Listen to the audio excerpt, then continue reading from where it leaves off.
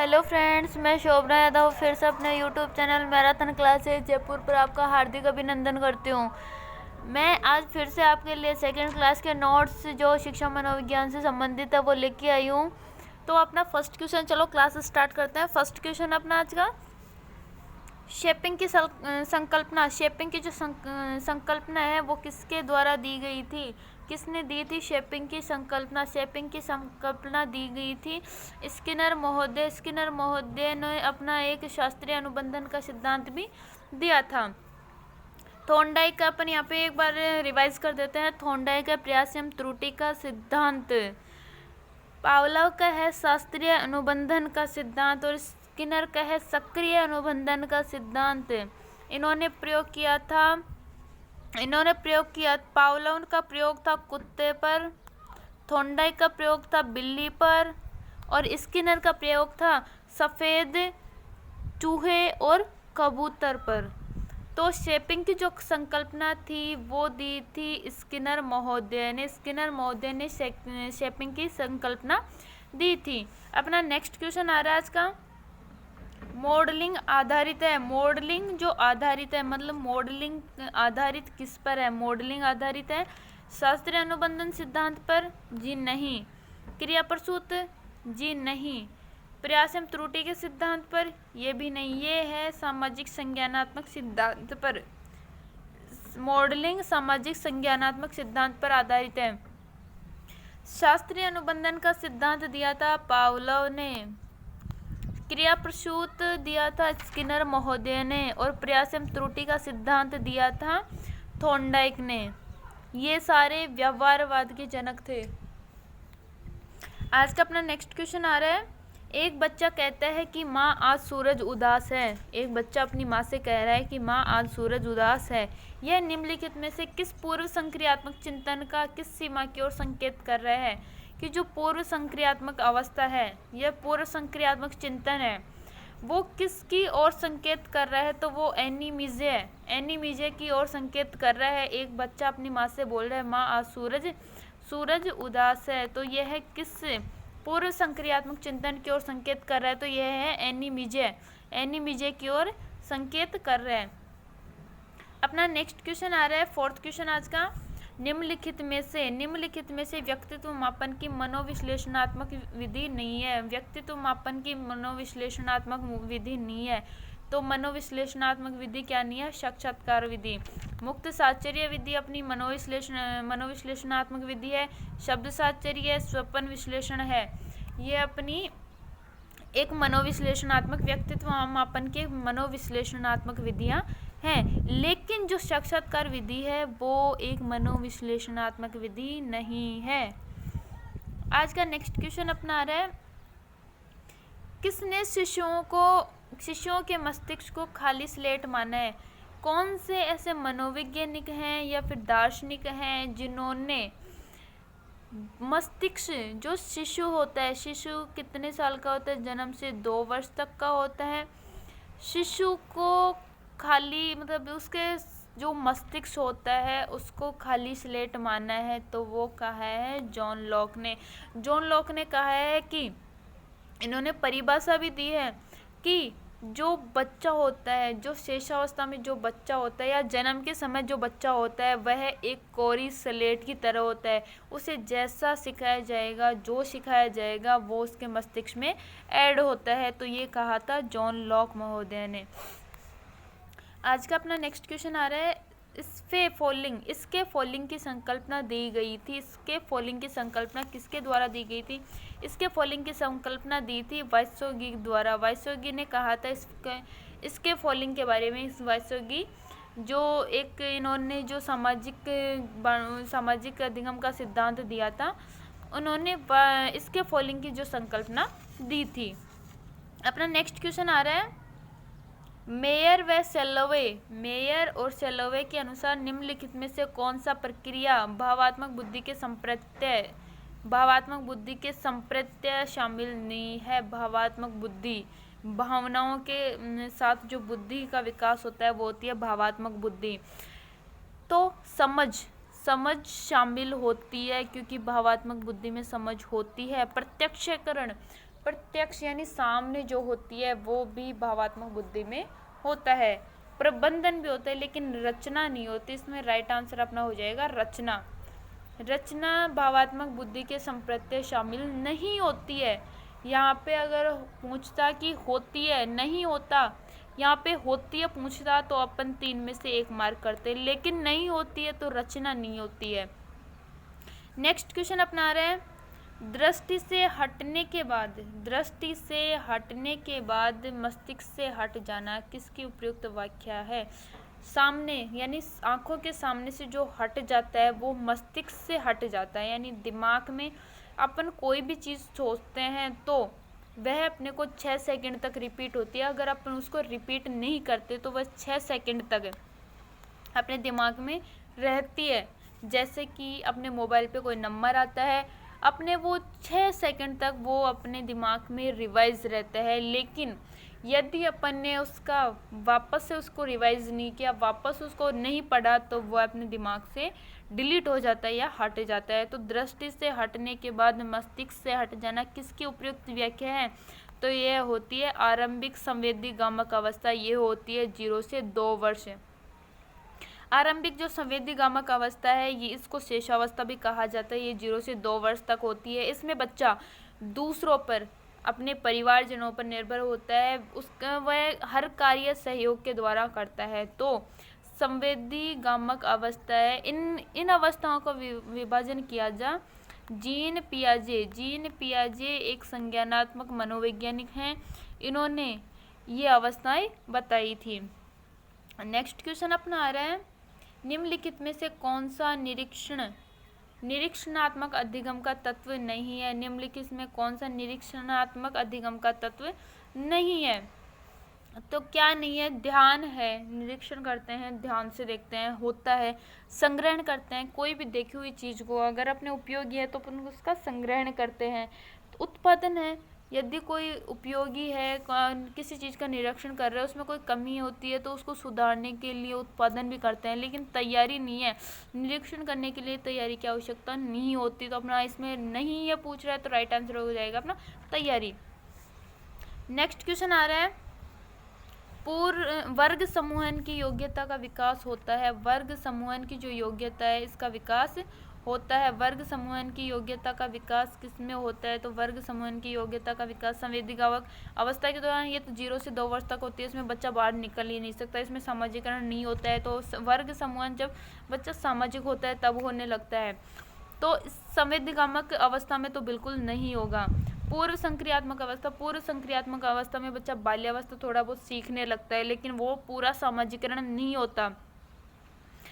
मूर्त संक्रियात्मक अवस्था के दौरान जब बच्चा 13 से 14 वर्ष तक पहुंचने लगता है, जब बच्चा बाल्यावस्था क्रॉस करके किशोर अवस्था में या फिर उत्तर बाल्यावस्था में जाने लगता है, तो वह वर्ग बनाने लग जाता है। या फिर इसको बाल्यावस्था के अंतर्गत आता है। ये इसको एक टीनेज कहा जाता है, जिसमें बच्चा वर्ग बनाता है या अपने समूह बनाने का प्रयास करता है। तो इसको वर्ग समूहन की योग्यता कहा जाता है। ये है विभाजन, ये चारों विभाजन दिए गए थे जीन पियाजे महोदय द्वारा। जीन पियाजे ने इनके संवेदी गामक अवस्था बताई थी, पूर्व संक्रियात्मक अवस्था, मूर्त संक्रियात्मक अवस्था और औपचारिक संक्रियात्मक, इन 4 अवस्थाओं में बच्चे को विभक्त किया था। नेक्स्ट क्वेश्चन अपना रहा है, सेल्डन के अनुसार निम्नलिखित में से कौन सा व्यक्तित्व का प्रकार नहीं है? सेल्डन महोदय ने शरीर के आधार पर जो व्यक्तित्व का जो वर्गीकरण किया था वह नहीं है। एंडोमार्फी है, मेसोमार्फी है, एक्टोमार्फी नहीं है, लेकिन एस्थोमार्फी नहीं है। एस्थेमार्फी इन्होंने विभाजन नहीं बताया था। इन्होंने 3 प्रकार के व्यक्तित्व बताए थे, एंडोमार्फी, मेसोमार्फी, एक्टोमार्फी।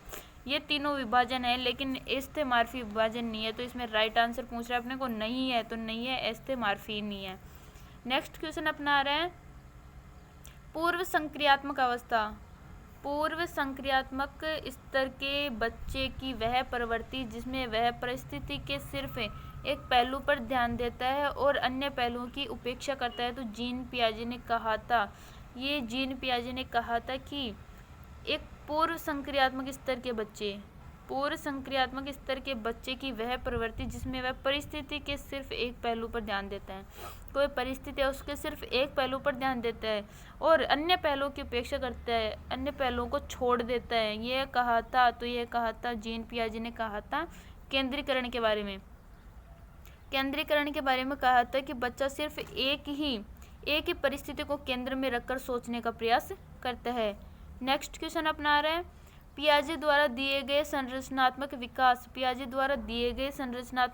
सिद्धांत के अनुसार निम्नलिखित में किस प्रक्रिया में बच्चे अपने स्कीमा में संशोधन अथवा नए स्कीमा का निर्माण करते हैं? तो वह होता है समायोजन। समायोजन में बच्चा अपनी जो स्कीमा, जो अपनी सोच है उसमें संशोधन करके नए स्कीमा का जो निर्माण करता है वो होता है समायोजन। तो इसमें राइट आंसर हो जाएगा बी ऑप्शन। नेक्स्ट अपना आ रहा है बालक के शरीर में होने वाले लैंगिक परिवर्तन विकास की कौन सी अवस्था में दिखाई देना प्रारंभ होते हैं? लैंगिक विकास के जो परिवर्तन है वो कौन सी अवस्था में दिखाई देना तो सामान्य तौर पर होता है, इसको किशोर अवस्था भी कहते हैं। वय संधि काल यानी किशोर अवस्था। लैंगिक परिवर्तन हमेशा वय संधि काल में होते हैं, क्योंकि पूर्व बाल्यावस्था में तो बच्चे में कोई लैंगिक परिवर्तन नहीं दिखाई देते। पश्चात किशोर अवस्था में तो लैंगिक परिवर्तन एक पूरे जो सामान्य तौर पर अपने सामने प्रकट हो जाता है। वयस्क अवस्था तो बहुत आगे चली जाती है, लेकिन वय संधि काल जो इसको बोलते हैं अपन किशोर अवस्था या पूर्व किशोर अवस्था, इसमें लैंगिक परिवर्तन दिखाई देते हैं। जैसे लड़कियों की आवाज़ धीमी होना और लड़कों की आवाज़ भारी होना, दाढ़ी मुंचाना, अनेक जो लैंगिक परिवर्तन है वो बालकों में दिखाई देने लग जाते हैं। नेक्स्ट क्वेश्चन अपना आ रहा है वे बच्चे जो विभिन्न प्रकार की अधिगम समस्याओं में ग्रसित रहते हैं उनके लिए अधिगम अक्षम शब्द का प्रयोग सर्वप्रथम किया था। तो वो किया था सैमुअल किर्क ने बताया था कि जो बच्चे सीखने की समस्याओं से ग्रसित रहते हैं, जिनको समझ में कम आता है या फिर जो ध्यान एकाग्रित नहीं कर पाते हैं, उनके लिए अक्षम या अक्षम शब्द का सर्वप्रथम जो प्रयोग किया था वो सैमुअल किर्क महोदय द्वारा किया गया था। नेक्स्ट क्वेश्चन अपना आ रहा है निम्नलिखित में से कौन सा यथार्थवादी चिंतन का प्रकार नहीं है? यथार्थवादी चिंतन का प्रकार नहीं है। अभिसारी है, सृजनात्मक है, आलोचनात्मक है, अपसारी भी है, लेकिन स्वलीन चिंतन नहीं है।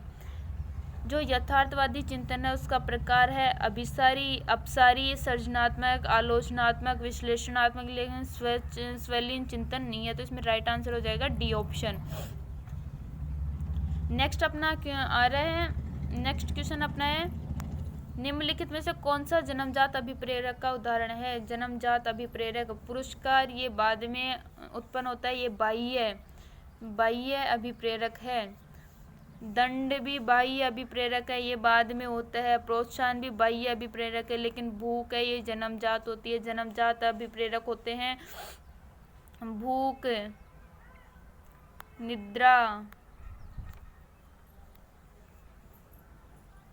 भूख, निद्रा, रोना आदि, ये जन्मजात प्रेरक होते हैं। और बाह्य प्रेरक पुरस्कार, दंड, प्रोत्साहन आदि होते हैं। इसमें राइट आंसर जन्मजात अभिप्रेरक पूछ रहा है तो इसमें भूख होगा, जन्मजात है।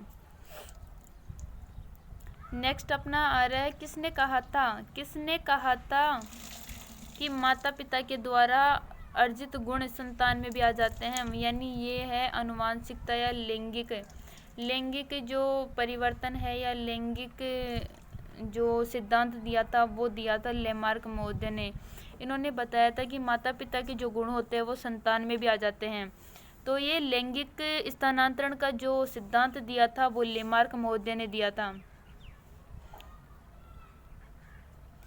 नेक्स्ट अपना क्वेश्चन आ रहा है बालक का विकास किस सिद्धांत पर आधारित नहीं होता? बालक का विकास है किस सिद्धांत पर आधारित नहीं होता? निरंतरता का जी बिल्कुल होता है, क्योंकि निरंतर विकास होता है बालक के अंदर। निश्चित क्रम को विकास एक निश्चित क्रम की दिशा में चलता है, ये भी बिल्कुल राइट आंसर है।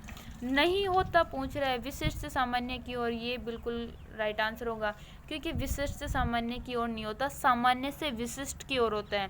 हमेशा सिद्धांत है सामान्य से विशिष्ट की ओर होता है, एकीकरण का होता है।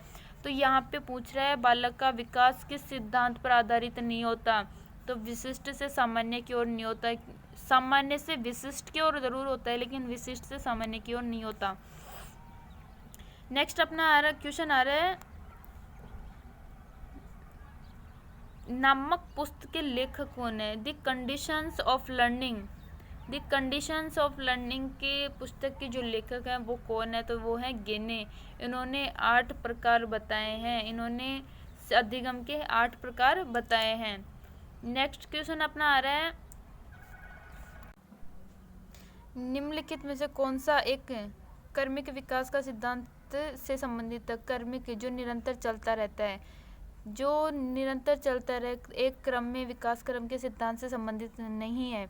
तो थॉर्नडाइक ने बताया था कि विकास एक क्रम में चलता है, होलिंगवर्थ ने बताया, किंग ने बताया, लेकिन स्टैनली हॉल ने नहीं बताया। स्टैनली हॉल ने बताया है कि विकास अचानक से होता है, अचानक से विकास अचानक होता है, विकास अचानक होता है। इन्होंने एक क्रम के सिद्धांत पर नहीं बताया, जैसे किसी ऋतु के आगमन पे उससे पहले उसके कुछ लक्षण दिखाई देने लग जाते हैं, लेकिन स्टैनली हॉल महोदय ने बताया है कि नहीं, हर विकास अचानक से होता है। नेक्स्ट क्वेश्चन अपना आ रहा है, बाल्यावस्था को किलपैट्रिक ने क्या कहा है? बाल्यावस्था को किलपैट्रिक ने क्या कहा है? बाल्यावस्था को संशय काल, जी नहीं, बिल्कुल नहीं। उलझन की अवस्था, ये किशोर अवस्था का है। मिथ्या परिपक्वता काल, ये भी किशोर अवस्था का है। प्रतिद्वंदात्मक सामाजिकरण का काल, ये बिल्कुल राइट आंसर। किलपैट्रिक ने बाल्यावस्था को प्रतिद्वंदात्मक सामाजिकरण का काल बताया है। इन्होंने कहा है कि जो बाल्यावस्था होती है उसमें बच्चा सामाजिकरण होने लगता है, तो प्रतिद्वंदात्मक सामाजिकरण का काल बाल्यावस्था को बताया गया है। नेक्स्ट क्वेश्चन अपना आ रहा है, पर्यटन एवं स्काउटिंग की शिक्षा, पर्यटन एवं स्काउटिंग की शिक्षा देने की उचित अवस्था है। पर्यटन एवं स्काउटिंग की जो शिक्षा देने की उचित अवस्था कौन सी है? शेषावस्था में बच्चा कुछ नहीं सीख पाता, ये 0 से 2 वर्ष तक की होती है। प्रौढ़ावस्था में ये 21 वर्ष से ऊपर की होती है। किशोर अवस्था 14 से 18 वर्ष, इसमें बच्चों का विकास होने लगता है। लेकिन जो बाल्यावस्था है ये बहुत ही इम्पोर्टेंट है पर्यटन और स्काउटिंग की शिक्षा देने के लिए। यह उपयुक्त काल है बालकों को पर्यटन में स्काउटिंग की शिक्षा देने के लिए। नेक्स्ट क्वेश्चन अपना आ रहा है, क्रियात्मक अनुसंधान का उद्देश्य है, जो क्रियात्मक अनुसंधान है उसका उद्देश्य है। क्रियात्मक अनुसंधान का नवीन ज्ञान की खोज, नहीं, क्रियात्मक अनुसंधान में नहीं होता। शैक्षिक परिस्थितियों में व्यवहार विज्ञान का विकास, ये भी नहीं है। विद्यालय तथा कक्ष की शैक्षिक कार्य प्रणाली में सुधार लाना, ये बिल्कुल राइट आंसर है, क्योंकि शैक्षिक और विद्यालय की जो शैक्षिक कार्य प्रणाली में सुधार लाने के लिए क्रियात्मक अनुसंधान किया जाता है। क्रियात्मक अनुसंधान सिर्फ विद्यालय और जो कक्षा है उसकी कार्य प्रणाली में सुधार लाने के लिए ही किया जाता है क्रियात्मक अनुसंधान। नेक्स्ट क्वेश्चन अपना आ रहा है, निम्नलिखित में से एक को छोड़कर हावर्ड गार्डनर द्वारा बुद्धि के प्रकार बताइए। हावर्ड गार्डनर द्वारा बताए गए बुद्धि के प्रकार हैं। ये क्वेश्चन कई बार बन जाता है कि हावर्ड गार्डनर ने बुद्धि के कितने प्रकार बताए हैं, उल्टे घुमाकर क्वेश्चन दिए जाते हैं। तो ये मेरा यही सजेशन है कि हर एक स्टूडेंट्स क्वेश्चन को ध्यान से पढ़ें, गौर से पढ़ें और पेंसिल से जो क्वेश्चन में जो शब्द है उसको एक बार टिक मार लें। तो हावर्ड गार्डनर ने जो बुद्धि के प्रकार बताए, कई बार पूछ लेता है हावर्ड गार्डनर द्वारा बुद्धि के प्रकार नहीं है, तो है और नहीं है में अंतर होता है। तो इसमें आप हावर्ड गार्डनर ने बुद्धि के प्रकार बताए हैं, शाब्दिक ये नहीं बताया, सांवेगिक बुद्धि इन्होंने बताया, तार्किक बुद्धि नहीं, प्राकृतिक बुद्धि इन्होंने नहीं बताया। तो हावर्ड गार्डनर ने बुद्धि का प्रकार बताया संवेगात्मक बुद्धि या सांवेगिक बुद्धि। नेक्स्ट क्वेश्चन अपना आ रहा है, 16 पीएफ की प्रश्नावली का निर्माण किसके द्वारा किया गया? 16 पीएफ की जो प्रश्नावली है उसका निर्माण किसके द्वारा किया गया? तो ये किया गया था आरबी केटल महोदय के द्वारा। इन्होंने सीखने के या जो 16 पीएफ प्रश्नावली आरबी केटल ने जो अधिगम में जो 16 तत्व बताए हैं सीखने के या 16 प्रकारों से सीख सकते हैं, उसके आधार पर इन्होंने 16 पीएफ प्रश्नावली का निर्माण किया था और ये किया था आरबी केटल महोदय ने।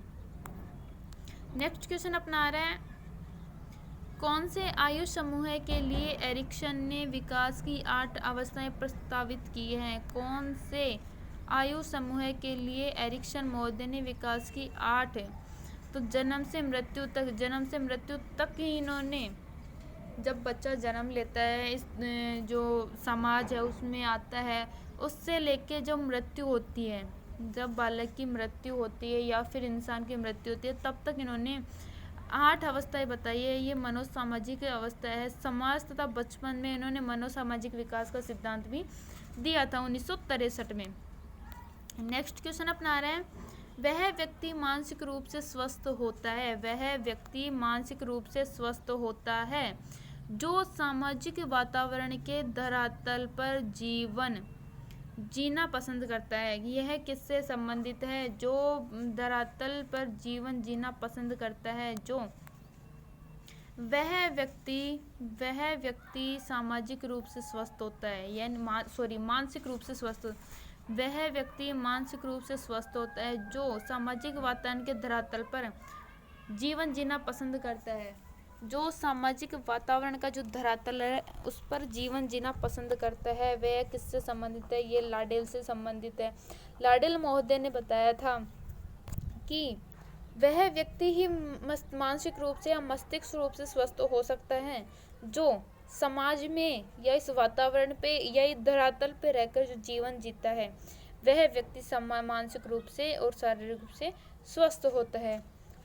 तो यह कहा था लाडेल महोदय ने। नेक्स्ट क्वेश्चन अपना आ रहा है, किस विद्वान ने कहा था, कौन से विद्वान हैं जिन्होंने कहा था कि जिस प्रकार से फसलों के लिए कृषि है उसी प्रकार से मनुष्य के लिए शिक्षा? ये कहा था जॉन लॉक महोदय ने। जॉन लॉक महोदय ने बताया था कि जिस प्रकार से फसल के लिए कृषि होती है, फसल के लिए पौधे होते हैं, या फसल करने के लिए या पेट भरने के लिए कृषि की आवश्यकता होती है, उसी प्रकार मनुष्य के लिए शिक्षा बहुत ही महत्वपूर्ण है। शिक्षा के बिना मनुष्य एक पशु के समान है या पशुत्व के समान है, लेकिन शिक्षा जिस मनुष्य में होती है वह एक आदर्श मानव बनकर जीवन जीता है। जिस प्रकार से फसलों के लिए कृषि होती है, यानी जिस फसल के लिए, जैसे रबी की फसल है, खरीफ की फसल है, ये है, तो उसमें पौधे मुख्यतः होते हैं कि कौन सी फसल में कौन सी कृषि की जाएगी या कौन से पौधे बोए जाएंगे। तो जिस प्रकार फसल के लिए कृषि इम्पोर्टेंट है, उसी प्रकार मनुष्य के लिए शिक्षा बहुत ही महत्वपूर्ण है मनुष्य के लिए। यह कहा था जॉन लॉक महोदय ने बताया था। स्टूडेंट्स, मैं आपको एक बार फिर से इन्फॉर्म कर देती हूँ, ऐसे क्वेश्चंस जो REET, UP TET, R TET, किसी भी टीचिंग एग्जामिनेशन के लिए, सी टेट हो, आर टेट हो, यूपी टेट हो, कुछ भी एग्जामिनेशन हो टीचिंग से संबंधित या फिर जो आपके जीके से संबंधित हो, हिंदी लिटरेचर हो, कुछ संस्कृत हो, XYZ कोई भी सब्जेक्ट हो जिसमें आप एक कंपटीशन एग्जामिनेशन दे रहे हैं, तो आप मेरे marathon classes YouTube channel Jaipur को ज़रूर सब्सक्राइब करें, क्योंकि यहाँ पर आपको नए नए वीडियोस, नए नए क्वेश्चंस, नए हर चीज़ नई मिलेगी, हर चीज़ नई, जो एक बेहद महत्वपूर्ण आपके लिए जो मोस्ट इम्पोर्टेंट क्वेश्चंस के समावेश हैं, जो आपके लिए इम्पोर्टेंट हैं, आपके जो सफल जीवन के लिए महत्वपूर्ण है, वो आपको इस चैनल पे मिलेगा। इसलिए आप मेरे इस चैनल को लाइक करें, शेयर करें, सब्सक्राइब करें और पास में लगे बेल आइकन को ज़रूर सब्सक्राइब करें। इसी तौर में अपन आगे बढ़ते हैं अपने नेक्स्ट क्वेश्चन की ओर। अब्राहम मैस्लो के अनुसार प्रेरक होते हैं, अब्राहम जो मैस्लो होते हैं उनके अनुसार प्रेरक होते हैं स्वाभाविक एवं कृत्रिम, ये थॉमसन महोदय ने बताया था, थॉमसन महोदय ने। अर्जित एवं कृत्रिम ये कोई नहीं होते हैं। जन्मजात और अर्जित, जन्मजात यानी जो जन्म से अपने सामने है, और एक अर्जित जो अपन ग्रहण करते हैं, जो अपन ग्रहण करते हैं वो। दैहिक मनोवैज्ञानिक और सामाजिक ये बताया था गेरेट महोदय ने। दैहिक मनोवैज्ञानिक और सामाजिक ये बताया था गेरेट महोदय ने। स्वाभाविक और कृत्रिम ने ये बताया था थॉमसन महोदय ने। और दैहिक और मनोवैज्ञानिक बताया था गेरेट महोदय ने। जन्मजात और अर्जित बताया था अब्राहम मैस्लो महोदय ने। इसके साथ ही अपना नेक्स्ट क्वेश्चन आ रहा है बेबी बायोग्राफी लेख। बेबी बायोग्राफी लेख किसके द्वारा लिखा गया? बेबी बायोग्राफी लेख किसके द्वारा लिखा गया? तो ये लिखा गया पेस्टोलॉजी द्वारा। पेस्टोलॉजी ने बच्चों के लिए एक बायोग्राफी लिखी जिसका नाम होता है बेबी बायोग्राफी।